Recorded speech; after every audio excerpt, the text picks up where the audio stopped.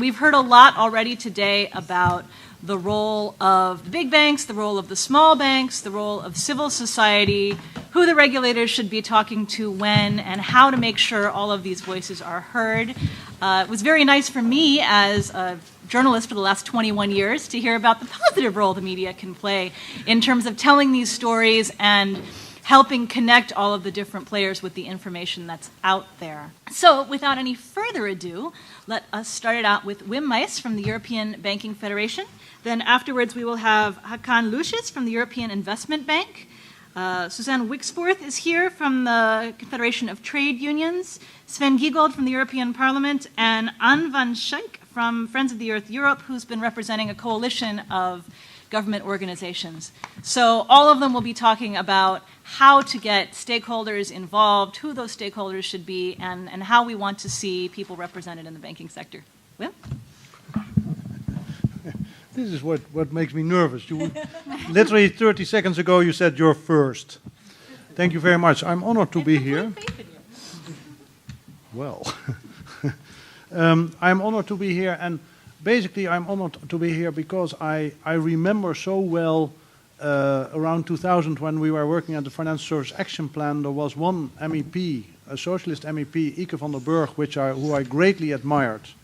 And if you look at the Financial Service Action Plan, I would say that was before the crisis, but the seeds were sown on what we today call complexity. And she was one of the members of the European Parliament, along with quite a number of others, that tried to change that. At the time, the thought was that the European institutions were too slow in changing the laws and regulations. And they asked a committee led by Mr. Lamfalussy to come up with solutions. And they came up with the four-level approach that we still have today. And basically, that there would be a framework directive, and that on the basis of the institutions, would come up with technical advice. And this led, in my view, and at the time we were quite worried about it, to an avalanche of detail, because you can imagine that at every level of the four levels, things get debated again. And get a more granularity, get more detail, and become more complex. And for me, I worried about it because indeed, once you get, and sometimes if you think about MiFID II, one of the issues that is currently being debated, you see that we have such a high level of complexity that it is very high, very difficult to get others than absolute top experts involved. And that includes me, because indeed, if you look at some of the regulations, they absolutely require a small group of experts. And this, I must say, is a trend that should be stopped.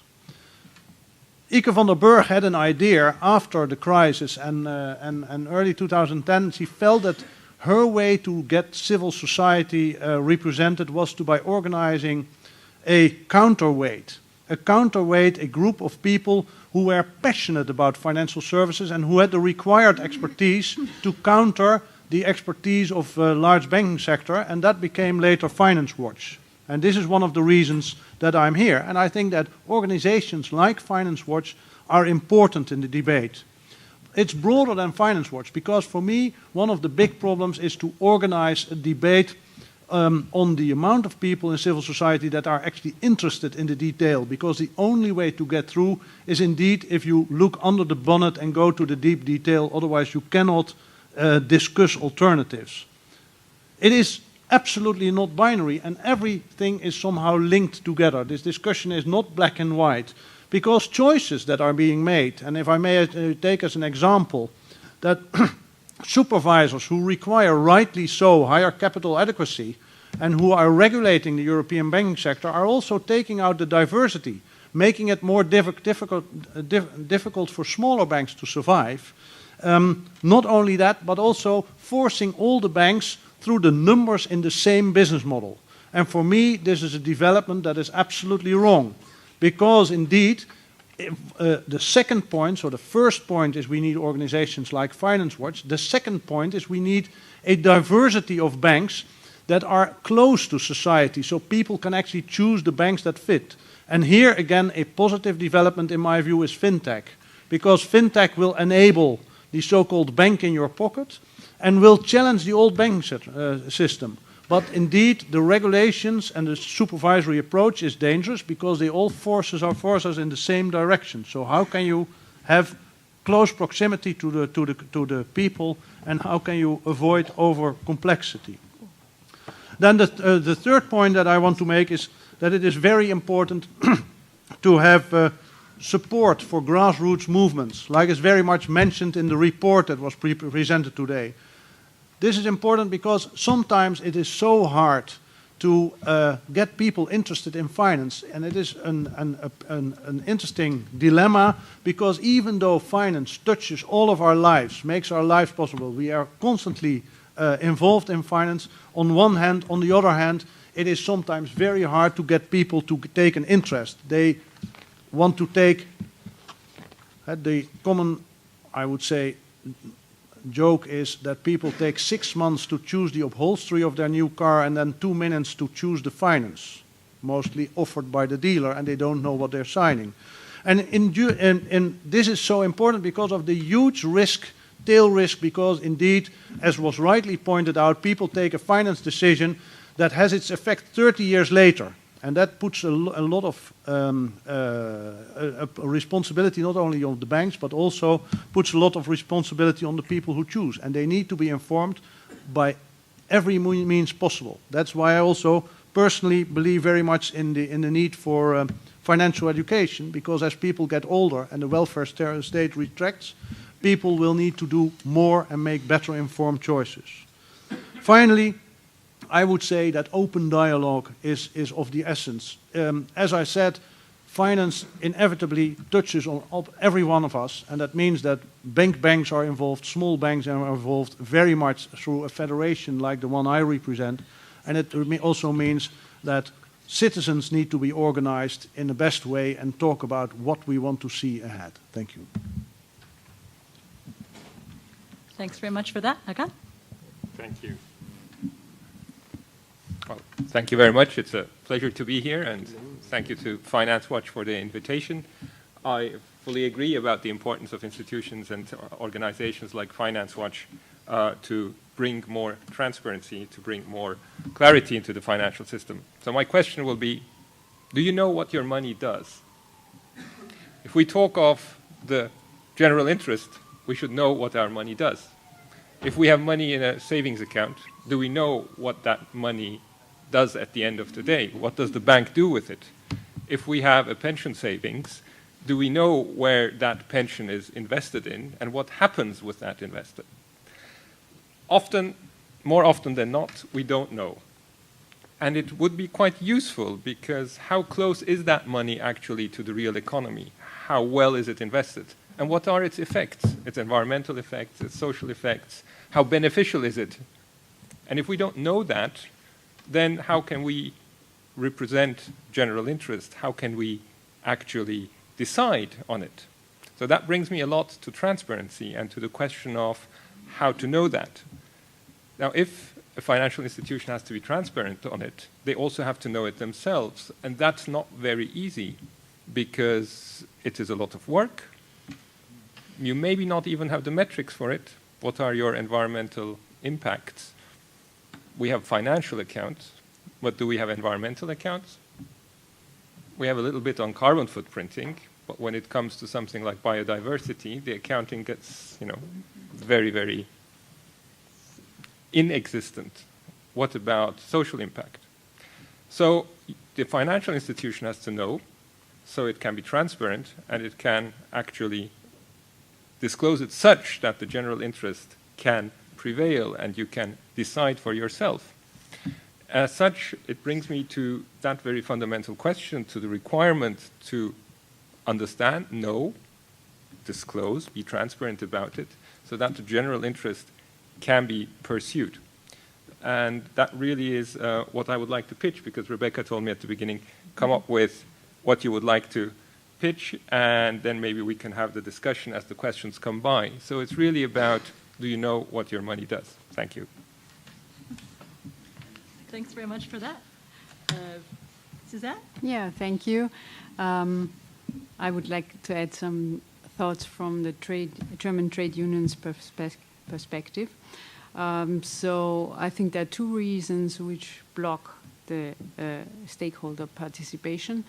The first one is the increased complexity of EU legislation, which failed to abolish the systemic risks. And the second one is the financial alchemy of the sector, which successfully blurs our view. What do I mean with this? I mean, the more complex the products and rules are, the less transparent and understandable the market is. And the less competition from newcomers, because the market is practically foreclosed by banks which are too big to fail. So how can we leave this vicious circle? From our point of view, it's by pushing the doors open for stakeholder participation and also by a new legislative approach. Stakeholder participation is a very modern marketing thing, but we have to think who could be these stakeholders, because savers are struggling to survive, and they have no time to engage in the recast of banking structures. So we have to establish institutionalized representatives.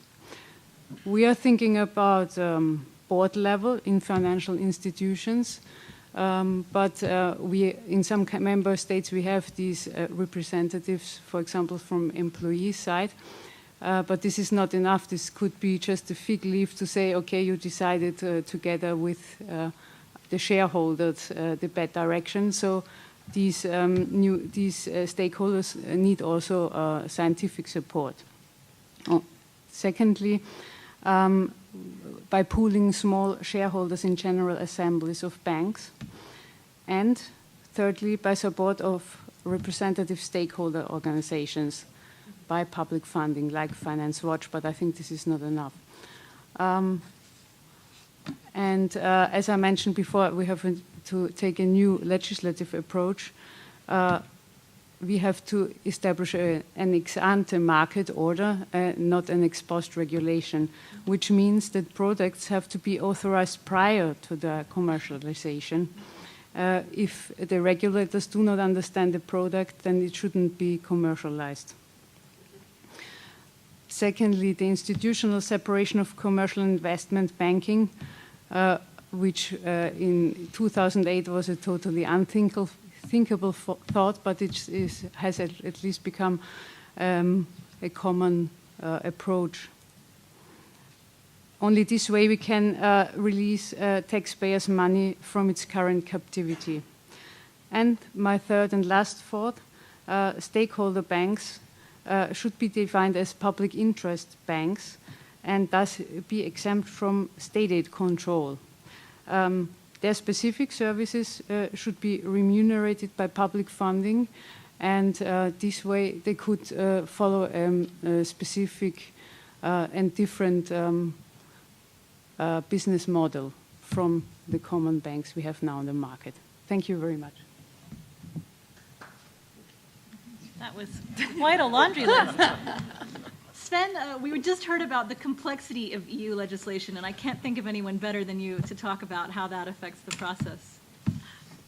I understood the final panel as wanting to answer the question how the representation of public interests can be strengthened. And I would like to abstain for some time to go into the substance of banking regulation and make a few remarks on the question. Is that fine? Yeah. So first, my experience now after 7 years of banking and financial legislation here in Brussels is that actually there is a huge problem of unequal representation of different interests. So you certainly have all seen the corporate Europe Observatory quantitative analysis of the number of lobbyists around the Brussels institutions, and the ratio is about 1 to 40 between the ones who offer financial services and those who use it, who work in it, or who are affected because they represent environmental, human rights, or development interests, or the like. And this ratio is, of course, felt when you do legislation in Brussels. So you have people knocking on your door who are far above average, financed by the ones who offer financial services rather than other stakeholders. And I believe that for many public goods which are close to the market, it is crucial, therefore, to change the rules of public interest representation. And I was surprised when I saw your report that this was little discussed. So, of course, I welcome if the European Banking Federation now joins grassroots movements, as I understood in the first presentation. So that is really a great change. But in general, there is the trouble is there's a lack of transparency and a lack of balance.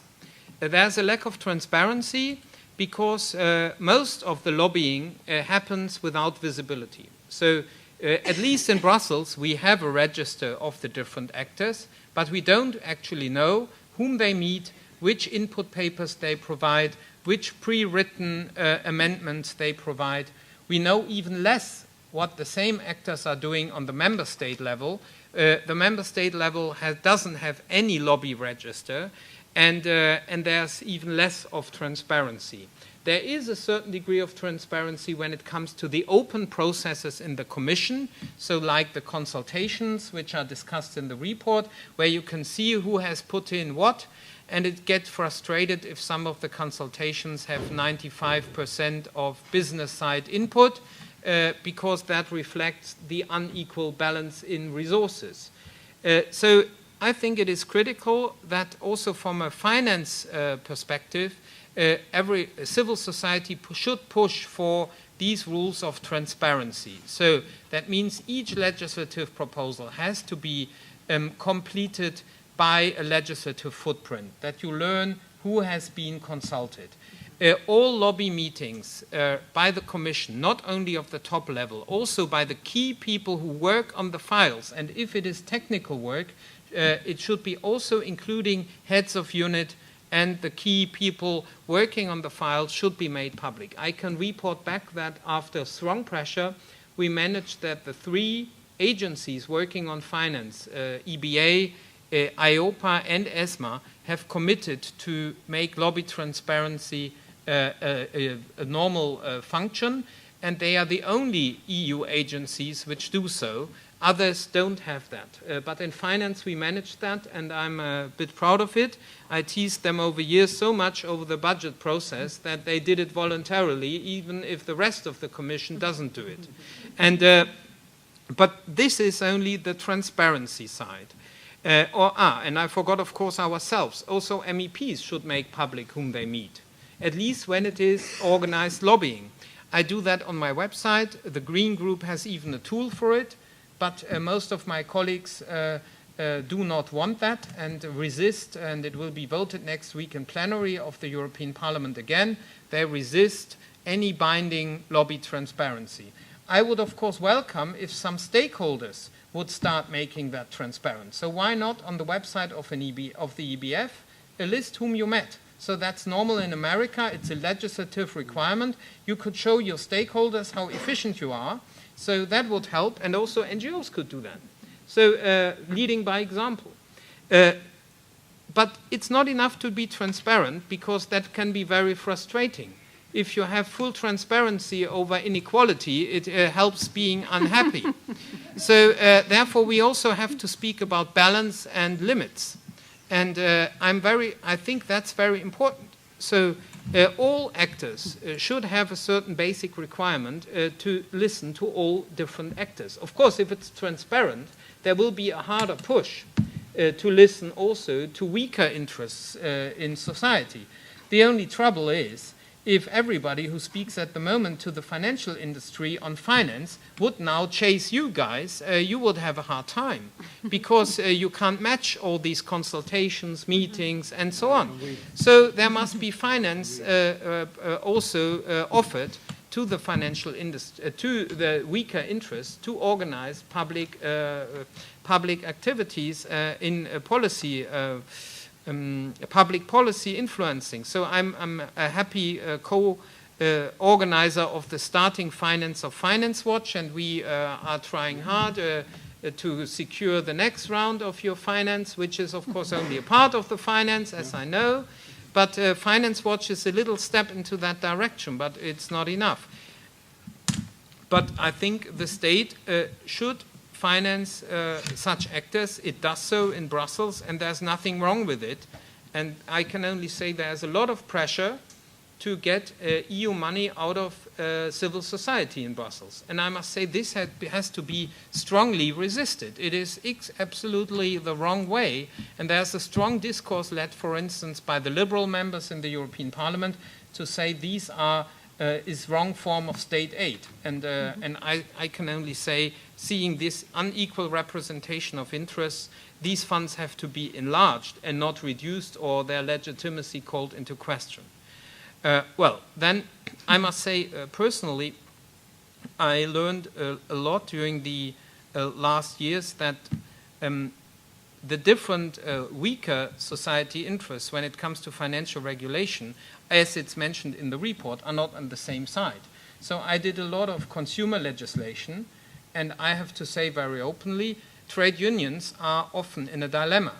They are defending employees in a sector which is too expensive, too big, and has to shrink, and where a significant part of the employees is overpaid. Not only the very top senior management, as it's called in the report, but also in the middle. You have a lot of overpay in comparison to others. And of course, one thing trade unions cannot do well is organizing the shrinking of their own sectors. So you cannot ask a trade union to lobby for shrinking. So what do? They defend certain privileges, for instance, when it comes to provision-driven sales,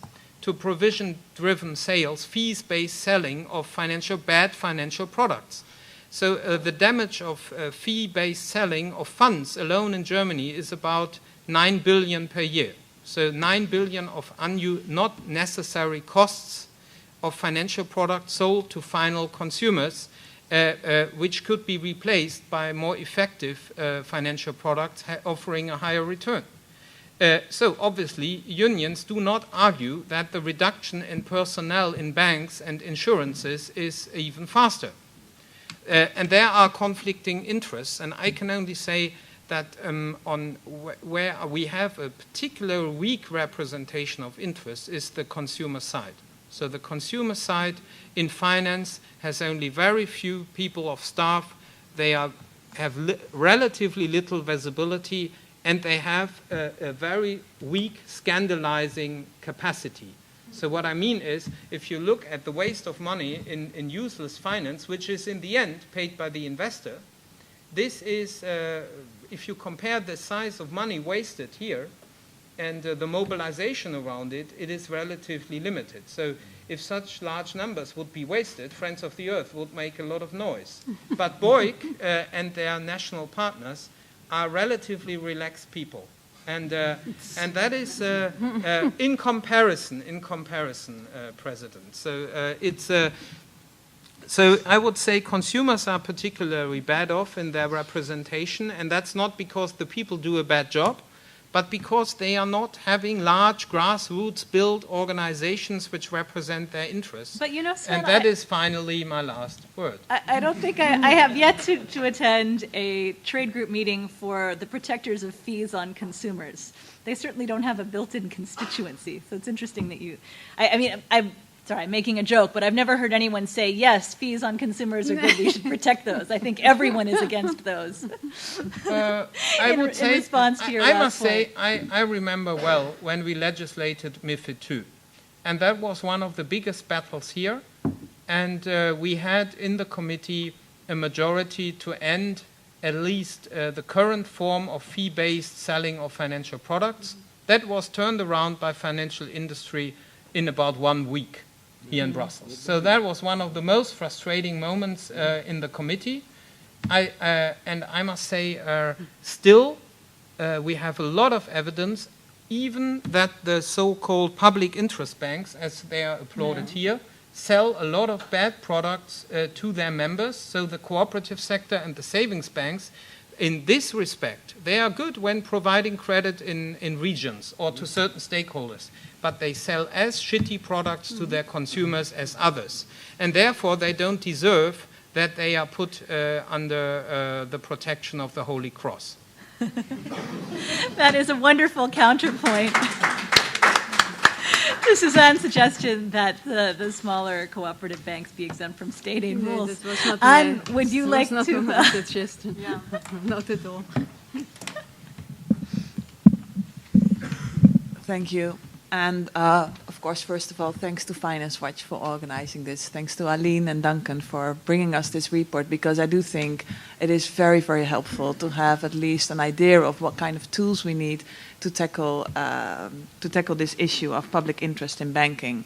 I think this also shows why Finance Watch is such an important organization, because it's not only this, but it's also the dashboard project, for example, where you really bring experts, academics, think tanks together, not only in Brussels, but throughout Europe. So that's very unique. It is exactly what we need. And so thanks again for this.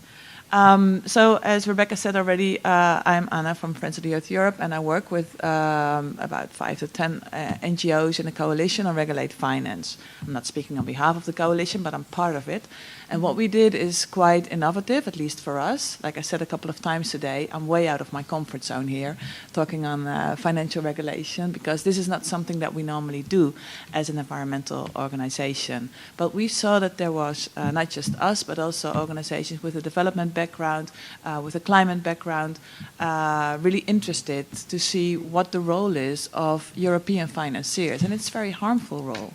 They invest in land-grabbing projects. They invest in projects that actually accelerate climate change. And well, we all know these examples. And it was really difficult to campaign on a case-by-case basis. So we decided to join forces and to start looking at what kind of financial regulation there was that we could use as a hook to introduce our environmental, social, and governance concerns, and not just by us, but also by many other NGOs and some MEPs like Sven. I do think that we've seen some progress in the Shareholder Rights Directive, for example, in the Pension Fund Directive. Now we're also looking at the different regulatory files in the Capital Markets Union to see where the possibilities are, and there are possibilities. They're very modest, I also have to say, but they are there. So, for example, what we achieved in the Shareholder Rights Directive is that now shareholders need to develop an engagement policy with the companies they invest in, also taking into account non-financial performance. We thought it was quite a big success until we saw that at the end of the line it was trickled down to a comply or explain principle. So that was really disappointing. And that is why I think we not only need to do that kind of advocacy work, but we also need to campaign. And we need to show also the failure of the current system, not just the financial regulatory system that we all know of, but also the fact that the financiers themselves, they can't regulate themselves. You can't expect a bank to develop a policy and then also uphold that own policy. And we are tired of bringing cases. So what we did is we made this publication that is also at the end of the room available. I'm giving it now to Sven, official handover. And it shows the failure of these policies. And so that is what I think we should do as NGOs here in Brussels. I also had a pitch from Rebecca that I had to prepare what I think we should do on these options that were presented in the report. So my understanding was that we would talk about page 40 and 41 of the 7 proposals. And I did my homework, so happy to tell you, as always, yes. I'm happy to tell you that I think it's very important that we work with the first option, which is more funding for civil society. We, of course, would like to share in that.